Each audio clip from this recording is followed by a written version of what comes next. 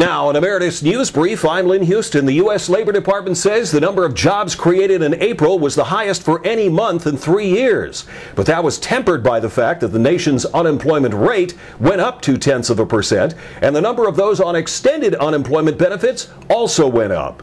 The economy created 290,000 jobs in April, but that was not enough to keep the nation's unemployment rate from increasing 0.2% to 9.9%, with the number of those long-term unemployed, meaning those unemployed for 27 weeks or more, increasing to 6.7 million, or 44.9% of those unemployed. There are a lot of people out there who are still experiencing real hardship.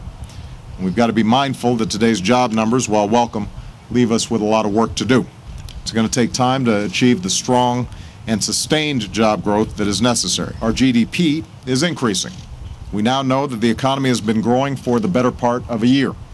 And this steady growth is starting to give businesses the confidence to expand and to hire new people. I should also note that the unemployment rate ticked up slightly from 9.7 to 9.9. Given the strength of these job numbers, this may seem contradictory, but this increase is largely a reflection of the fact that workers who had dropped out of the workforce entirely are now seeing jobs again, and are now seeking jobs again, encouraged by better prospects. Employment advocacy groups are saying with the country facing a deficit of 11 million jobs, it will take at least 4 to 5 years of job growth like that of April to end the deficit. Because unemployment in some states continues to go up, unemployment benefit funds in those states are in deep trouble. According to the Governmental Accountability Office, as of April 1st this year, 34 of 53 state trust funds have outstanding loans totaling $38.9 billion from the federal government to pay benefits. The problem? Unemployment has been high, and employer taxes to support the system are less than a third of what they were back in 1978. In evaluating the crisis, however, Congress should take special note of those states that did follow the path of responsible financing, especially those states like Washington that took responsible financing seriously by indexing their taxable wage base so that revenues would inch forward each year with economic growth. These states were 4 times less likely to have had to borrow from the federal government. That's 4 times less likely. So given the depth of this crisis, where do we go from here?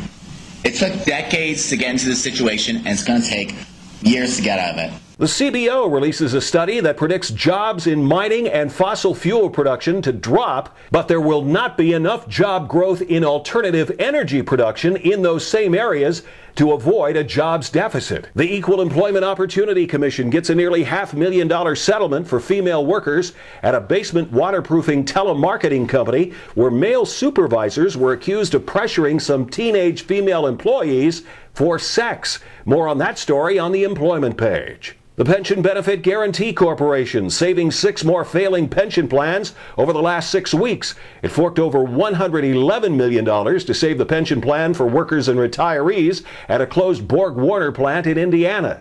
Details on that story and the other 5 pension plans involved on the Emeritus News Financial Pensions page. A major recall out for romaine lettuce suspected in E. coli illnesses in the Midwest and the Northeast.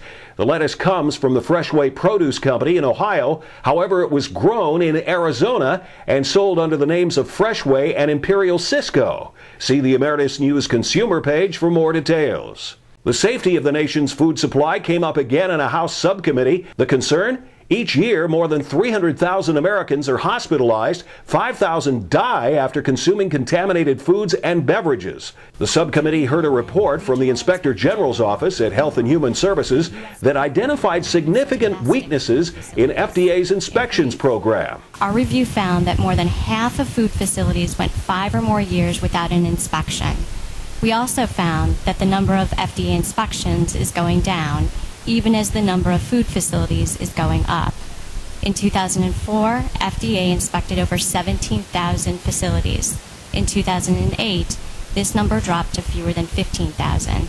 We'll also have the latest on the Gulf oil spill on the Emeritus News Urgent page. The Natural Resources Defense Council has been tweeting their observations. And we've been traveling for a little more than an hour, and we're surrounded by oil on all sides.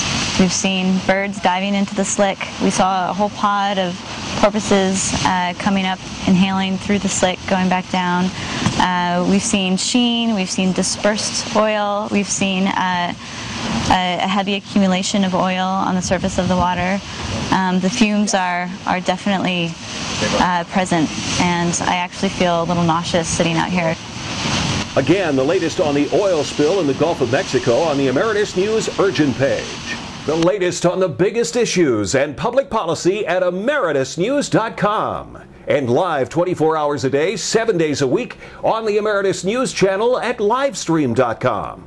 That's an Emeritus News Brief. I'm Lynn Houston.